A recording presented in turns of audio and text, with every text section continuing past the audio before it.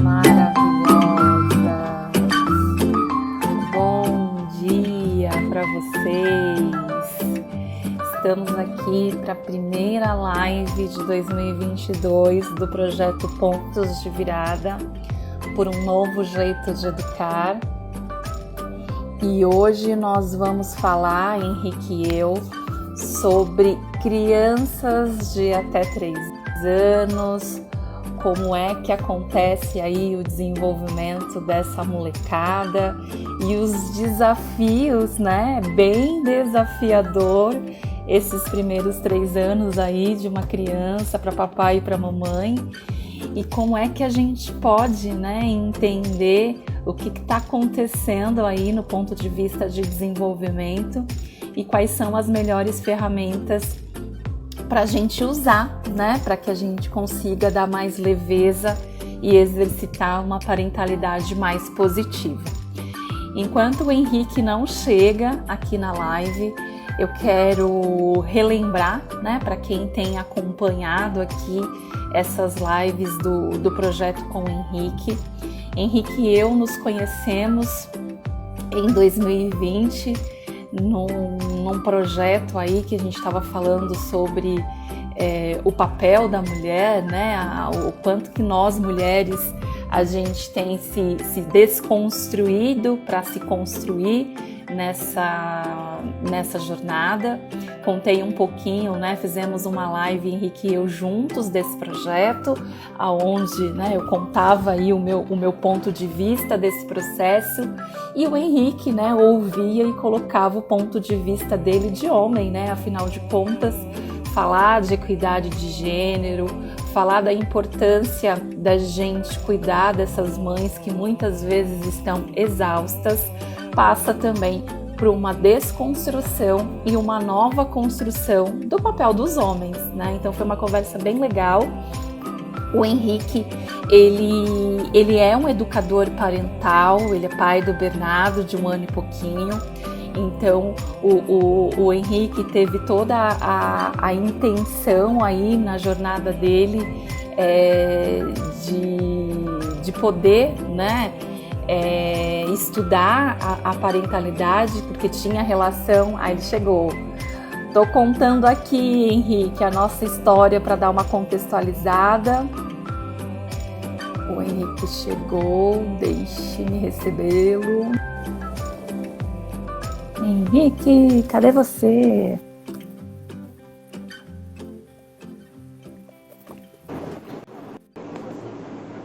Oi, Henrique, bom dia! Bom dia, tudo bem, Cláudio? Tudo! Estamos de visual novo para 2022! Olha lá! É, tem que começar diferente, né? Exatamente, ano novo, cabelo novo. Isso. Menos trabalho, Legal. bem Ai, menos. tá certo. Exatamente. Henrique, estou contextualizando aqui um pouquinho, né, a trajetória do nosso projeto juntos. E Débora, seja bem-vinda. E estava justamente Coração. contando a parte que você é um educador parental, pai do Bernardo, e que fez todo um movimento aí para poder, né, vivenciar a sua paternidade de uma forma que você acredita, e tem feito disso aí um propósito de vida e um trabalho também, né? Hoje você tem atuado aí dando, né, orientações para papais e para mamães, e eu estava contando aqui a importância da gente poder falar sobre isso e aprender sobre as ferramentas que estão disponíveis para a gente ter uma parentalidade mais positiva. Afinal de contas, a mãe continua exausta e o pai muitas vezes perdido no rolê sem saber o que fazer, né, Henrique? Então, o quanto que é importante a gente poder se conectar com temáticas nessa linha. Hoje vamos falar sobre o desenvolvimento de crianças até 3 anos, ou fase desafiadora, né, Henrique? É Tudo novo, cansativa, vida nova. Oi? é trabalhosa, né? É cansativa. É muito trabalhosa, é muito trabalhosa. E eu acredito, Henrique, que essa temática de hoje, né, pode contribuir aí com papais e mamães que estão vivendo essa fase com os filhotes, né, que de fato é muito desafiadora, foi para mim também, eu tenho certeza que é para você aí também com o Bernardo. E esse ano, né, para dar uma atualizada aí para vocês poderem se programar, Henrique e eu vamos fazer uma série agora de 3 lives nos próximos dias, e depois a gente vai voltar com a nossa agenda de uma live por mês, né? Então a gente vai começar essas divulgações, vão se conectando aí. Ano novo, quem sabe uma parentalidade nova, né, Henrique? O interessante da parentalidade de hoje em dia é que nós temos muito acesso à informação, né? A informação tá aí, né? Tá disponível. E você comentou do pai que é infantilizado, da mãe que está exausta, porque as mulheres, né, continuam nesse movimento de se trabalhar, de se elaborar, né? E os homens ainda estão ficando para trás, ainda estão se mexendo mais, ainda estão muito parados. E a parentalidade é uma coisa que é tanta coisa nova, é uma situação que é tanta coisa nova que informação é essencial. Então, quanto mais fontes de informação tiver, melhor. Quanto mais preparação, melhor. Quanto mais você souber o que esperar, melhor. Mesmo assim que você vai quebrar a cara de vez em quando, porque não, às vezes muda, né? E você tem que se adaptar. Mas quanto mais estudar, para mim, quanto mais estudar, mais fácil fica a sua vida, né? E mais proveitosa, mais produtiva, mais bacana que o seu filho fica. Então, a ideia dessas primeiras lives do ano é a gente trabalhar um tema bem complicado, assim, né? Bem desafiador, e a gente vai passar por isso com mais detalhes, e é essencial entender como que mau comportamento, que é essa temática que a gente vai trabalhar nos próximos, de mau comportamento, mas como que a gente olha para a criança de até 3 anos sobre esse tema específico de mau comportamento, porque eu acho que é uma das fases mais mal compreendidas. Sabe? Concordo. Eu acho que é a mais mal compreendida, para falar a verdade. A criança eu acho que tá ali com a adolescência, hein? Tá ali com a adolescência. Eu ainda pensei nisso, mas eu acho que a adolescência, a gente ainda consegue lembrar um pouco de como era adolescente, talvez, né, desenvolver um pouco mais de empatia, entender mais. Agora, criança, primeiro que a gente não lembra, né, o que é criança, Sim. E tem muito senso comum errado em cima de criança até 3 anos. Concordo. E assim, Henrique, eu vejo, né, para as pessoas que estão aqui, para quem vai assistir depois, a maternidade e a paternidade para os homens é um momento de muita ruptura na nossa vida, né? Principalmente os pais e as mães de primeira viagem. Quem topa ir para o segundo filho, porque hoje a maioria das famílias estão ficando ali no filho único, quem topa ir para o segundo vai com a casca mais grossa, né? Mas o primeiro causa muitas rupturas, porque a gente idealiza a maternidade, romantiza, né, tanto a maternidade quanto a paternidade, e são épocas muito desafiadoras. Eu que sou mulher e que trabalho com mulheres, vejo o quanto pós se tornarem mães, as mulheres trazem à tona muitas questões da trajetória dela, né? Então isso acaba também trazendo um desafio para poder educar, para poder lidar com essa criança. Então é um momento, né, de novas descobertas para o homem, para a mulher e para esse serzinho aí que chegou, né? Então hoje a gente vai focar, né, nesses 3 primeiros anos da criança e como é que a gente pode aí lidar com esse mau comportamento, que é a temática que a gente está construindo desde o ano passado, e principalmente trazendo ferramentas para poder facilitar a vida, né? Porque o que a gente quer são dias mais leves e dias mais fluidos, né? Então bora lá entender o que está rolando com uma criança de até 3 anos. E sair do senso comum, né, Henrique? Isso, vamos sair do senso comum, começar a pensar de uma forma mais científica, assim, né? Para saber não é para deixar o negócio meio travado, sabe? Não é isso. mas é saber o que é real e o que não é real, né? O que a gente pode trazer de senso comum e aproveitar, o que a gente precisa descartar e trocar esse senso comum, né? Tomara que o conhecimento científico se espalhe, né? E que esse vire, entre Sim, aspas, né? O novo senso comum, né?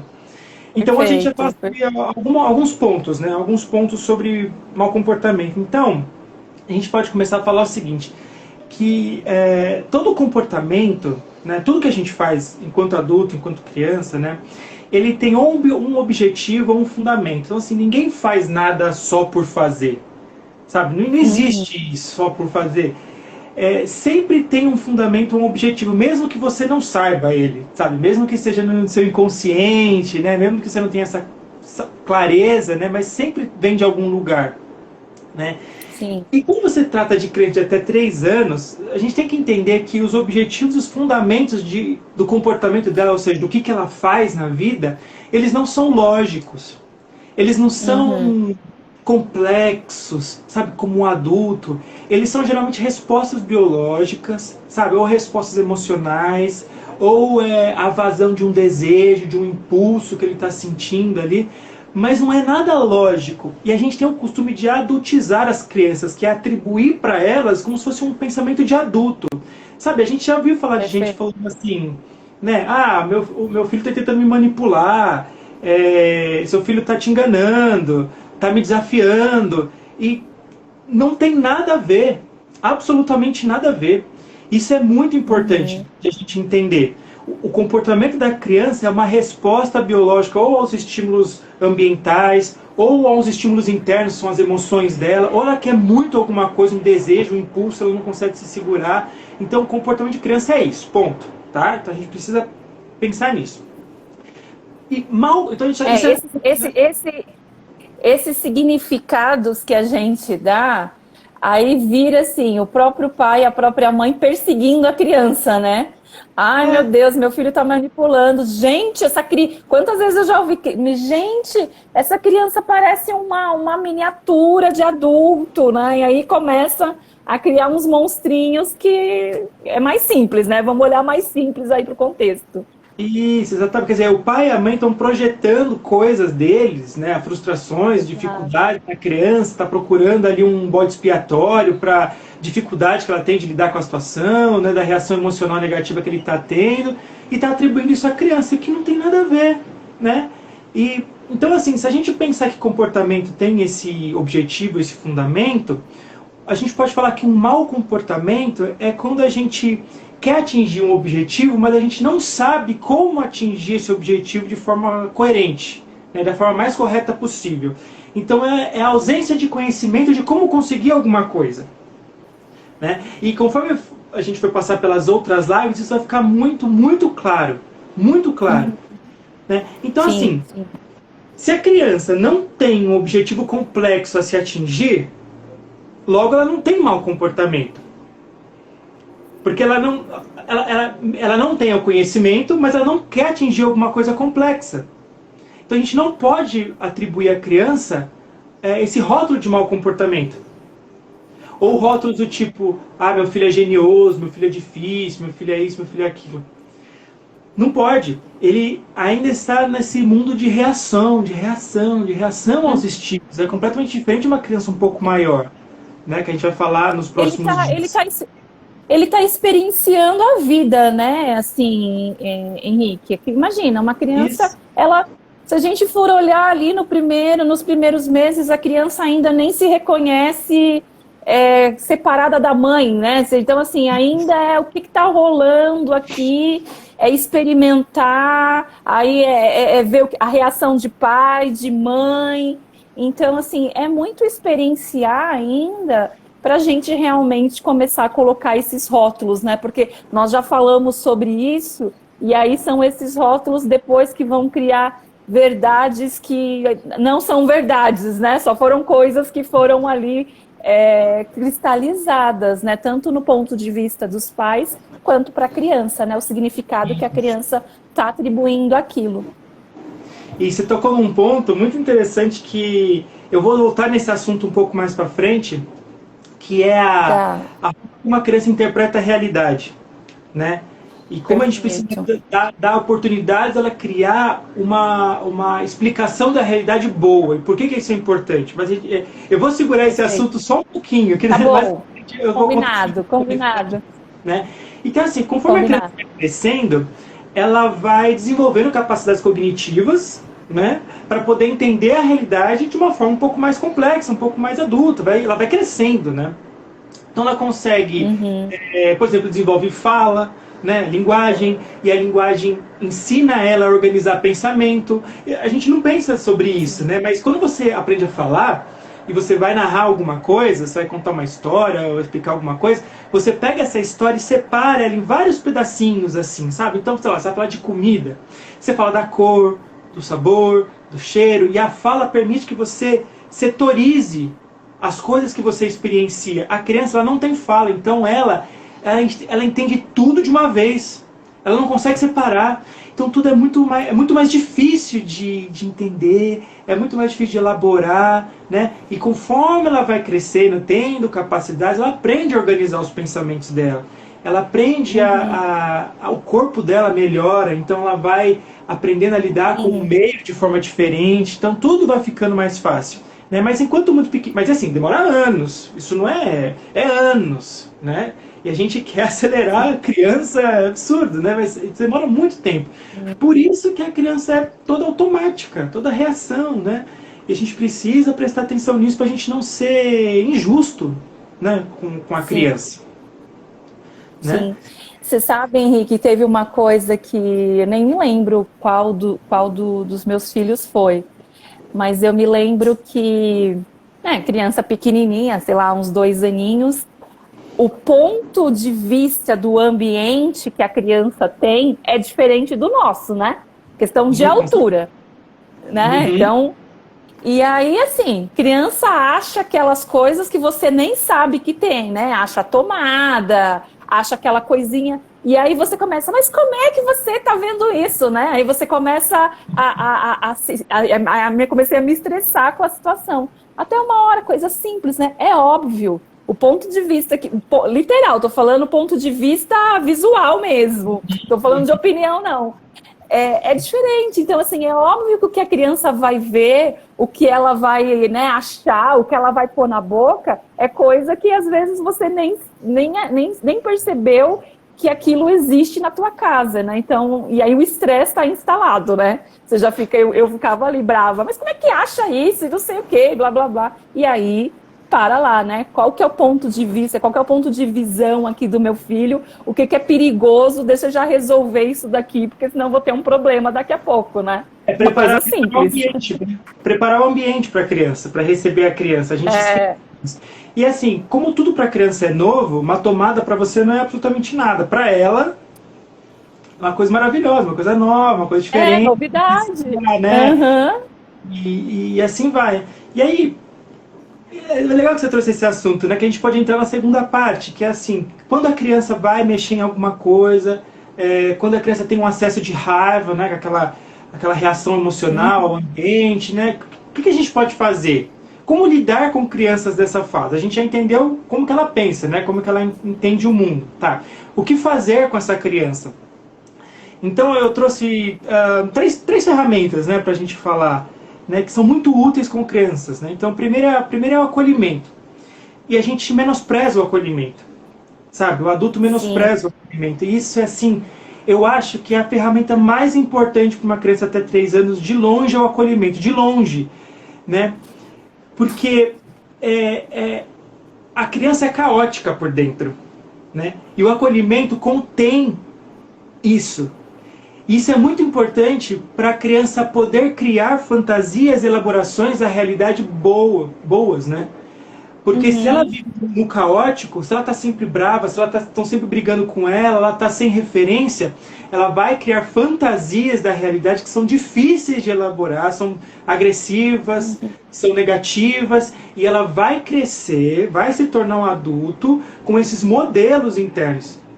Então o acolhimento mostra para ela que o mundo é seguro, que ela está bem, né? O acolhimento baliza ela a voltar para o equilíbrio dela.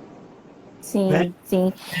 E eu vejo, Henrique, nesse ponto do acolhimento que a gente já trouxe, né, em outras lives sobre essa possibilidade, que nós fomos, assim,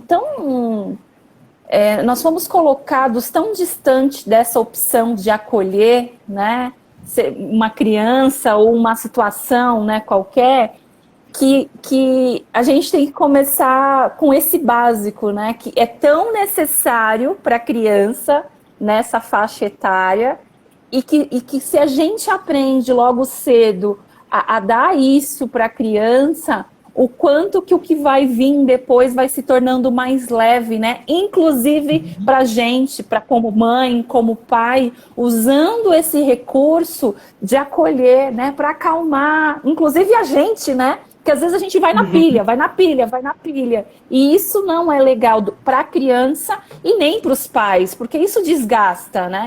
Não acolher, brigar, enfim, usar aquilo que às vezes é o que a gente foi condicionado a fazer, faz a gente também se cansar de tudo isso, né? Sim, sim, sim. Por isso que eu falo que a primeira infância é a mais incompreendida, né? Porque a gente esquece como é viver num mundo onde você não tem capacidade mental, racional, de lidar com ele. Tudo são respostas emocionais. Não sei, uma figura assim para tentar entender é que um acesso de raiva, de frustração da criança, sabe quando ela grita, quando ela esperneia e tal, é como se você, adulto, fosse colocado no meio de uma zona de guerra, num país que você não fala a língua e fosse jogado lá sozinho. Explosão e gritaria e violência e tal. Para a criança é a mesma coisa. Quando você está numa zona de guerra, assim, tudo que você quer é alguém poderoso, né, forte, para te acolher e falar, fica aqui dentro do tanque, fica aqui. É um lugar seguro, né? Você quer um lugar seguro. Isso. Pensa que é assim que a criança está se sentindo. Então, a gente precisa dar isso para ela.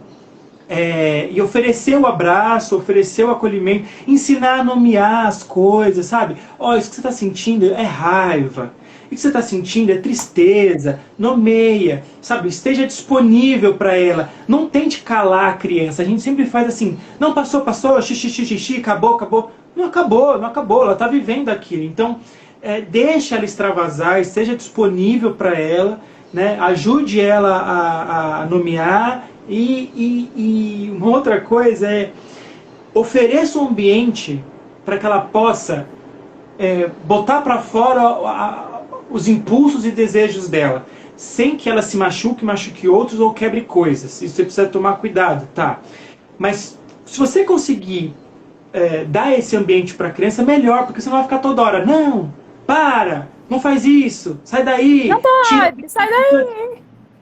Isso frustra o impulso dela. Então ela tem um impulso, ela tem que parar. Ela tem um impulso, ela tem que travar. E isso, ela não tem capacidade de lidar com isso tanto, que nem um adulto.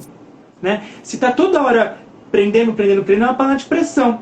Então, o simples ato de você, por exemplo, colocar proteção nas tomadas, tirar bibelôs da altura dela, que possam quebrar, proteger a entrada da cozinha, essas coisas, você larga a criança e deixa ela extravasar, deixa ela botar para fora o que ela quer. Sem você precisar ficar podando ela. Você vai ter que podar a criança em algum momento. A vida, você precisa podar a criança para ela poder entrar no mundo social adulto depois. Mas calma, né? Calma, tem hora para isso. É mais para frente. A hora, E nesse ponto, Henrique, eu vejo, por exemplo, que foi uma coisa que eu demorei para sacar, assim, né? Depois, quando eu tive os gêmeos, aí já estava mais velha, né? Logo entrei na faculdade de pedagogia, então foi ampliando muito para mim. Mas eu vejo que eu, cometi esse erro, assim, nessa fase, né? Com meu filho, principalmente com o mais velho. Porque eu achava que, assim, eu não vou mudar nada por causa dessa criança, né? Não, tem que aprender que não pode aqui, que não pode ir lá. E aí, nossa, era um caos, né? Porque qual que é o espaço que podia brincar? Só ia em lugar realmente que não podia mexer. Então, assim, a gente precisa, né? Depois, quando eu saquei, cara, Claudiane, tem que adaptar a casa, tem que adaptar algumas coisas, porque essa criança precisa do espaço dela, porque ela Sim, tem um jeito de funcionar nessa fase, porque senão vai ficar, o sentimento de frustração vai ficar cada vez maior, como se ela realmente não pudesse nada. E aí que chatice, né? Assim, usando uma palavra qualquer, mas inibindo inclusive o desenvolvimento dela, né? sim, é horrível, é chato, chato mesmo, é chato para uma criança, um ambiente onde ela não Sim. pode se movimentar. Mas olha só, quando um adulto casa, os dois adultos casam, né, e vão para uma casa nova, os dois têm direito de ocupar aquele espaço. Então, assim, ó, eu preciso de um espaço para meu violão, eu preciso de um espaço para minha decoração, para minha televisão, para não sei o que, isso aqui lá. Por que a gente não dá o direito à criança de ter a mesma coisa? A gente poda Sim. isso, a gente acha que crianças são seres que não têm direitos, tanto quanto adultos, que eles têm que aguentar algumas coisas até chegar numa certa idade que, pronto, aí eles ganham voz, sabe? E a gente, quem tem esse pensamento, leva isso lá pra frente, inclusive pro adolescente, e fala, enquanto você morar na minha casa, eu pagar suas contas, é do meu jeito. Você tira o direito daquele ser ocupar um espaço. Isso é muito violento. Isso é muito violento. Os homens faziam isso com as mulheres. Algumas décadas atrás. Sabe? E com muita luta, isso foi mudando, foi mudando, foi mudando. Por que a gente continua fazendo isso com as crianças? Os brancos fizeram isso com os negros. Os portugueses eram com os indígenas, sabe? Sempre tem um grupo fazendo a mesma coisa com um grupo considerado mais fraco, né? Socialmente mais vulnerável. E Sim. você vê, né? Esses grupos sociais que sofreram violência repetem a violência com a criança. Porque a gente ainda está elaborando isso, esse papel da criança. Qual que é o lugar da criança? Sim. Não é verdade? Não, e fica assim, eu até, inclusive, né, estava conversando sobre o que a gente está falando aqui num outro contexto, numa reunião que eu participei essa semana, porque a gente sempre fica ocupando dois lugares. Quem é menor e quem é maior. Quem é inferior e quem é superior. Então, assim, enquanto a gente ficar nesse modelo, um é maior e o outro é menor, fica difícil a gente falar de equidade, de cada um tem um espaço, qual que é o seu, qual que é o meu, qual que é o de uma criança.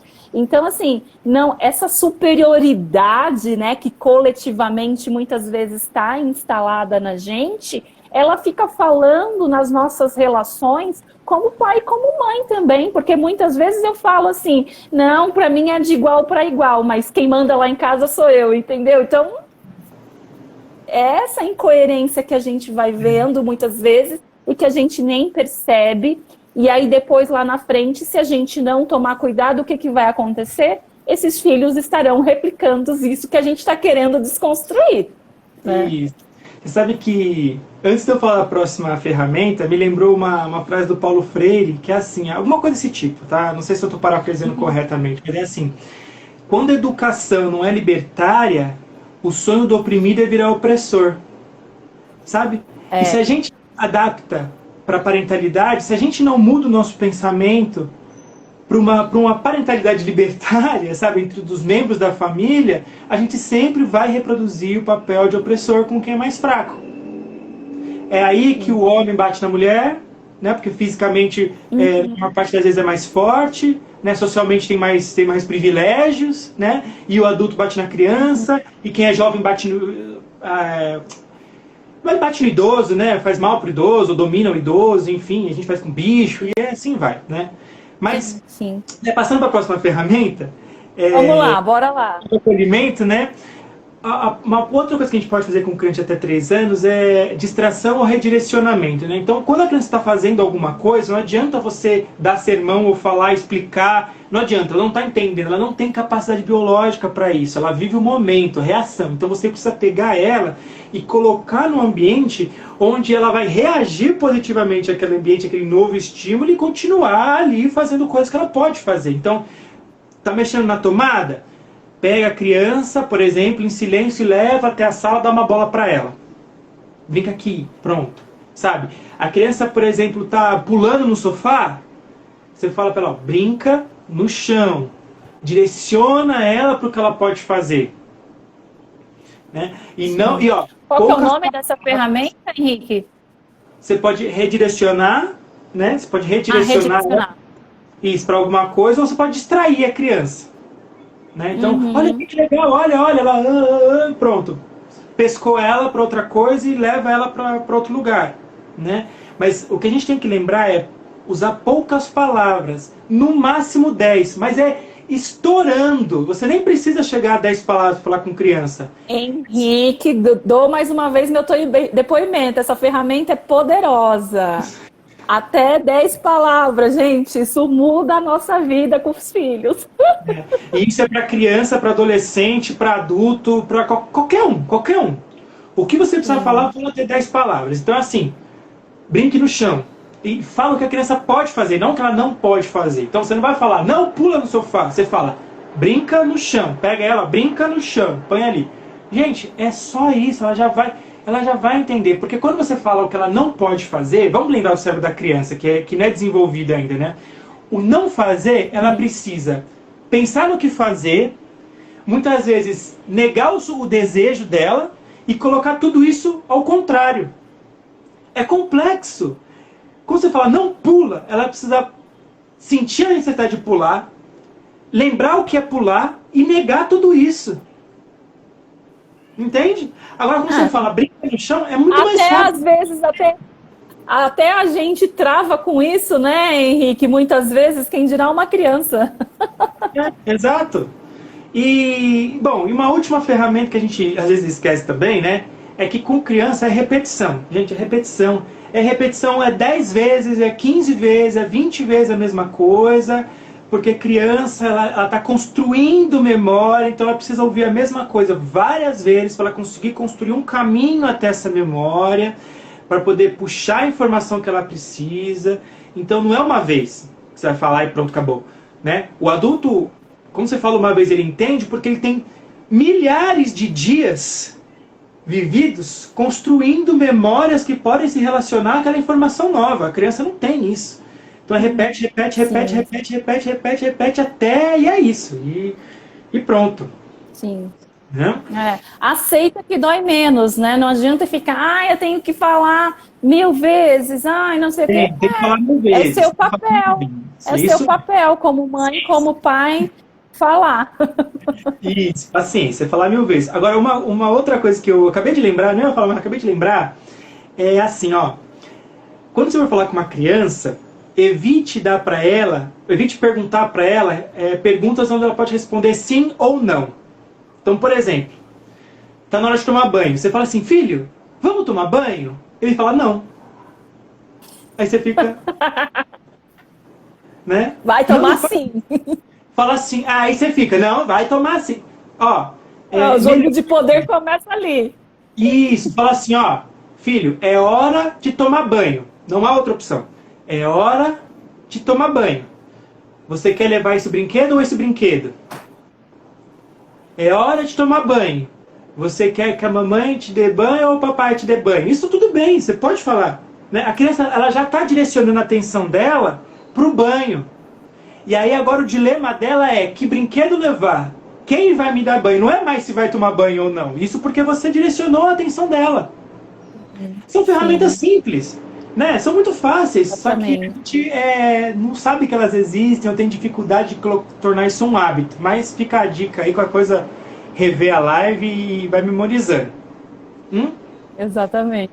Exatamente. O mais importante, né, Henrique, o que eu vejo é experimentar 1, 2, 3, porque quando a gente tem um hábito, né, na nossa forma de educar, e que a gente começa a despertar e perceber a importância de fazer de uma outra forma, os filhos também ficam, olha, tem alguma coisa diferente aqui, né? Eles também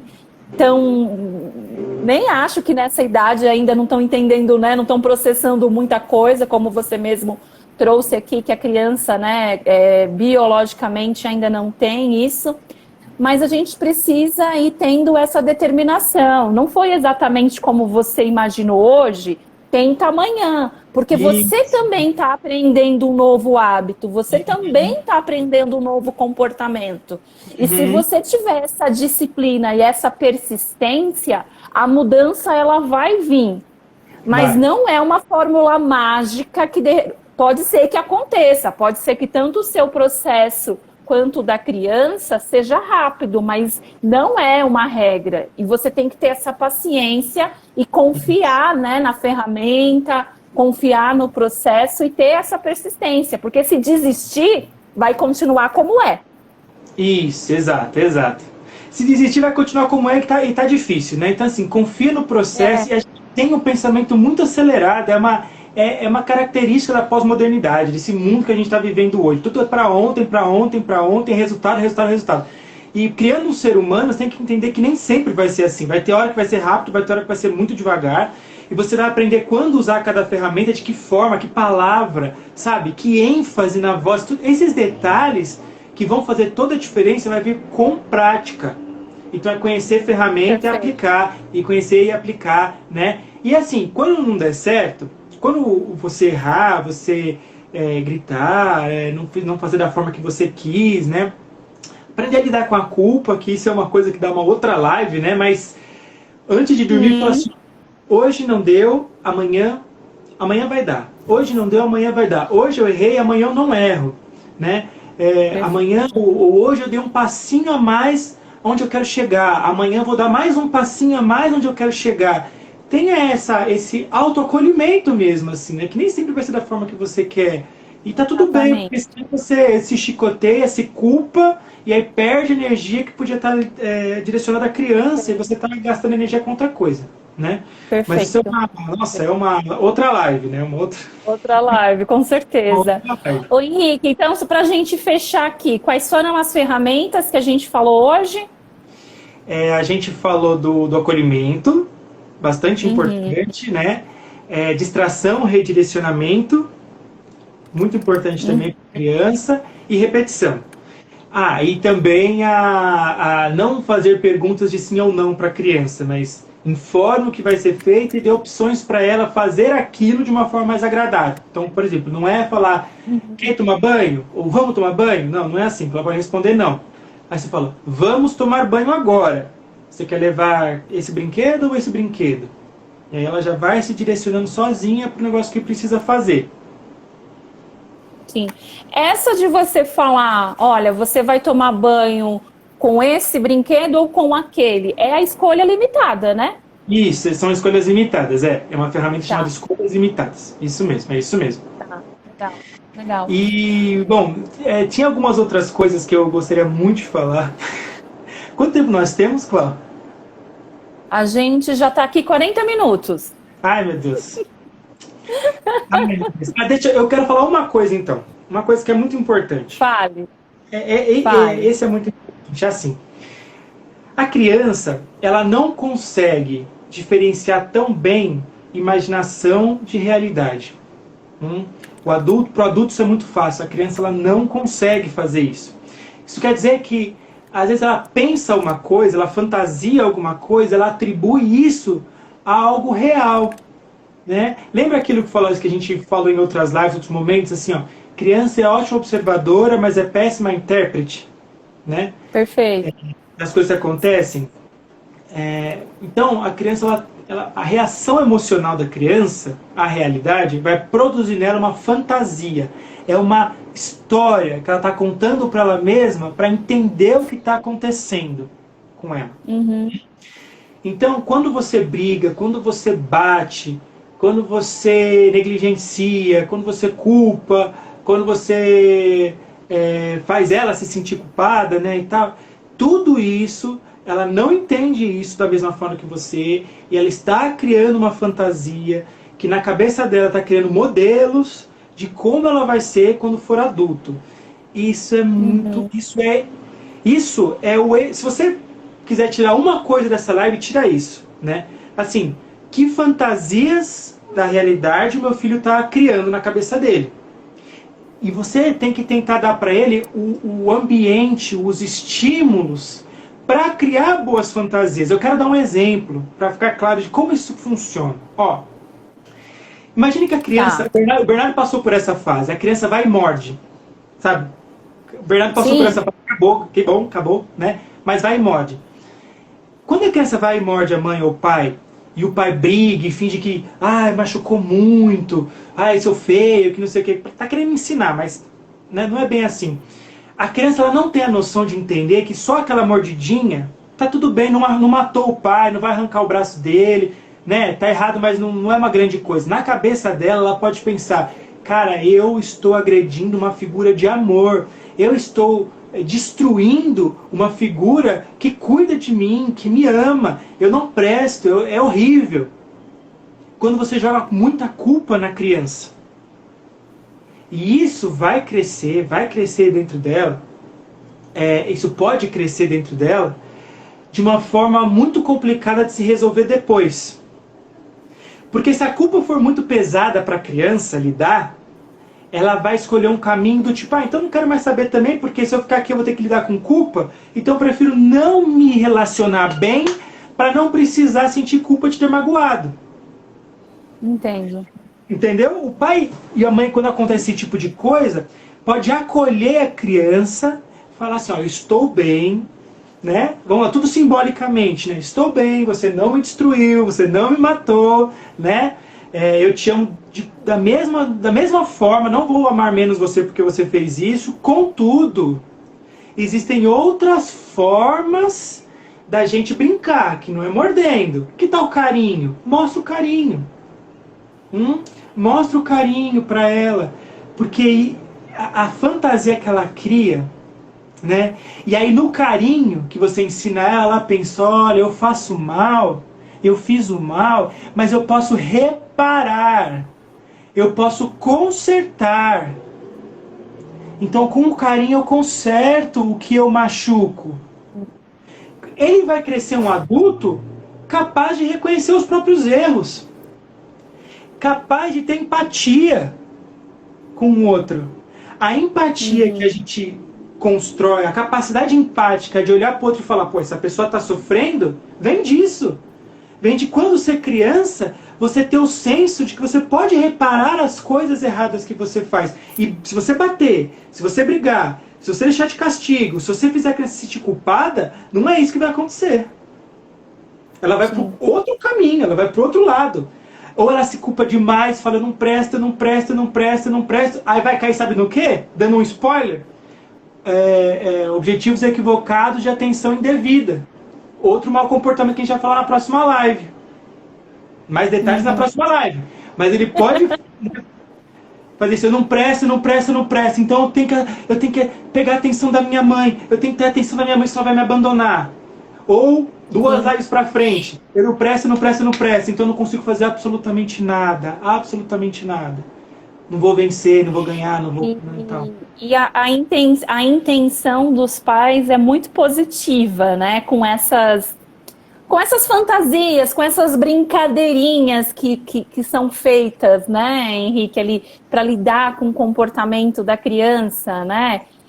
Às vezes, eu, por exemplo, eu sou uma pessoa que já usei muito da ironia em muitos contextos da minha vida. E aí, em alguns momentos, eu usava isso, inclusive, com os meus filhos. E, obviamente, que eles não entendiam, porque eles não compreendiam isso. Então, assim, tanto que para mim foi uma fonte de muito autoconhecimento e de me apropriar disso, né, dessa ironia que ainda, obviamente, que aparece vez ou outra no meu comportamento, mas bem menos do que já foi há um tempo atrás. E eu lembro de umas carinhas assim, sabe? Tipo... Quê? Tipo... Entendeu. Aquela carinha de pan. Aí eu falei, não, aí que eu comecei... Porque às vezes a gente, ali no dia a dia, a gente fala de qualquer jeito, fala no impulso, não para o que você está fazendo e direciona a sua atenção ali para o teu filho, para você poder fazer a intervenção da forma correta, né? Então, assim, esse é um desafio de ser mãe e de ser pai, né? Quantos pais ainda estão em home office tendo que administrar a vida inteira com o filho dentro de casa e tudo mais? Então, assim, eu sei do desafio, mas a gente precisa parar, direcionar a nossa atenção para a criança e realmente não criar essas historinhas, essas fantasias, que às vezes são recursos que a gente usa, né, para poder achar que está educando, quando na verdade não está educando, né? Isso, exatamente. A ironia é uma coisa muito complexa, é um tipo de humor, por exemplo, muito complexo. A criança está longe de entender isso. Está longe disso. Eu acho que a ironia é uma forma velada de agressão, sabe? É uma forma de você agredir, só que como você não tem coragem de agredir diretamente, você usa esse recurso para agredir diretamente. E aí você atinge o objetivo que é a agressão e massageia o seu ego, você, eu não agredi, eu sou bonzinho. Não. Perfeito, porque foi o desenrolar do meu processo, entendeu? Foi na hora que eu percebi essa agressividade passiva. Assim, eu estou explodindo como mãe, como esposa? Não estou explodindo. Mas olha a sutileza da agressividade que eu estou usando. Isso, é isso aí. As coisas declaradas são muito fáceis de serem identificadas no nosso jeito de conduzir as coisas, mas as coisas sutis... E sabe o que é também? Eu acho que tá tudo... Oi, pode falar. Ser agressivo diretamente é feio. É feio? Quem quer? Não posso admitir que eu sou agressivo diretamente, então eu vou dar um jeito de ser agressivo indiretamente. Com ironia, com olhar, sabe? Enfim, com manipulação de outras formas. Mas assim, o que você está fazendo para estar agredindo, né? Aí precisa sacar, enfim, cara, tem outras ferramentas, né? De outras áreas que a gente falou, de como o adulto se observa, se conhece, se acalma para poder agir de forma mais coerente. Perfeito, né? perfeito. Eu acho que o que a gente falou tá de bom tamanho para crianças de 3 anos. Falamos muita coisa, dá para aplicar, dá para entender melhor as crianças. Sim, e fica aqui o convite, né, para quem esteve aqui, está aqui com a gente ao vivo, gratidão aqui pela companhia, esperamos que as informações tenham ajudado a criar insights, né, a se perceber aí na sua forma de maternar, na sua forma de paternar. Henrique e eu nos encontraremos de novo no dia 27, na próxima quinta-feira, daremos aí continuidade a essa temática, né? O que consideramos, né, mau comportamento e quais são as ferramentas que a gente tem para poder aplicar no nosso dia a dia, ter uma educação, uma parentalidade mais positiva e ficar mais leve com isso, né? A maternidade e a paternidade não precisa ser pesada, né? Ela pode ser leve, né? Pode ser mais leve, vai ser trabalhosa, mas pode ser mais leve, é isso aí. Exatamente. Henrique, muito obrigada por hoje. Nos vemos na semana que vem. Isso aí, e bora lá que 2022 só está começando. Isso, vamos lá. E o pessoal que assistiu, que não me segue ainda, né? Vai no @paz_e_filhos. Eu sempre esqueço de falar isso. Mas, verdade. Sempre esqueço, mas tem conteúdo muito interessante e no link da bio tem material para download gratuito. Então, mais ferramentas de trabalhar, tá bom? E até quinta-feira. Perfeito. Até. Beijo, gente. Se cuidem. Bom dia, Henrique. E tchau, até mais.